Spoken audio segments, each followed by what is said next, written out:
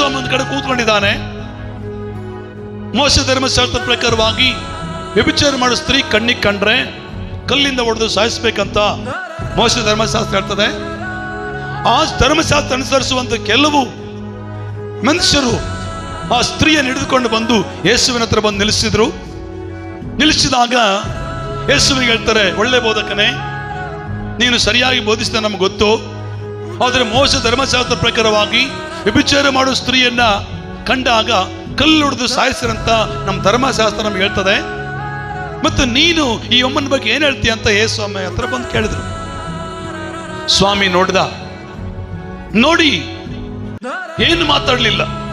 ಮತ್ತೆ ನೋಡ್ತಾ ಇದ್ದಾರೆ, ಏನು ಮಾತಾಡ್ಲಿಲ್ಲ. ಅವಾಗ ಸ್ವಾಮಿ ಒಂದು ಮಾತು ಹೇಳ್ತಾನೆ, ಎದ್ದು ನಿಂತ್ಕೊಂಡು, ಓಕೆ, ಹಾಗಾದ್ರೆ ನೀವೇನ್ ಮಾಡ್ರಿ, ನಿಮ್ಮಲ್ಲಿ ಯಾರು ಪಾಪ ಮಾಡಲಿಲ್ಲವೋ ಅವರು ಮೊದಲು ಕಲ್ಲು ಯಮನ ಮೇಲೆ ಹಾಕ್ರಿ, ಆಮೇಲೆ ಎಲ್ಲರೂ ಹಾಕ್ರಿ ಅಂತ ಹೇಳಿ ಆ ಎದ್ದು ಹೇಳಿ ಕೆಳಗಡೆ ಕೂತ್ಕೊಂಡು ನೆಲದ ಮೇಲೆ ಬರಿತಾ ಇದ್ದಾನೆ.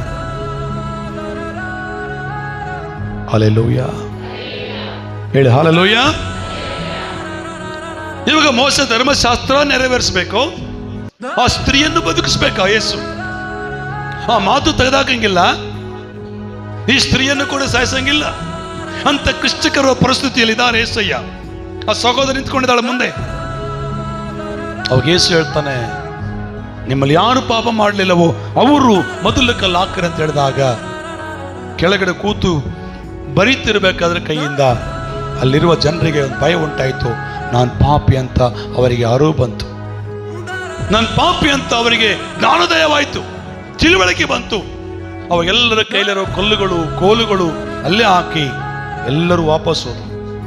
ಒಬ್ಬರು ಇಲ್ಲ, ಆ ಸ್ತ್ರೀ ಮಾತ್ರ ನಿಂತ್ಕೊಂಡಿದ್ದಾಳೆ, ಯೇಸು ಮಾತ್ರ ಇದ್ದಾನೆ.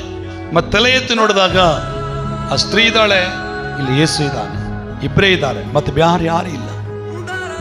ಯೇಸು ಕೇಳ್ತಾನೆ, ಅಮ್ಮ ಯಾರು ನಿನ್ನ ಕಲ್ಲಿಂದ ಹೊಡಿಲಿಲ್ಲಮ್ಮ? ಇಲ್ಲ ಸ್ವಾಮಿ. ಆಗ ಸ್ವಾಮಿ ಹೇಳ್ತಾನೆ, ನಾನು ಸಹ ನಿನ್ನ ಕಲ್ಲಿಂದ ಹೊಡೆಯುವುದಿಲ್ಲ, ಇನ್ನು ಮೇಲೆ ಇಂಥ ಪಾಪ ನೀನು ಮಾಡಬೇಡ, ಹೋಗು.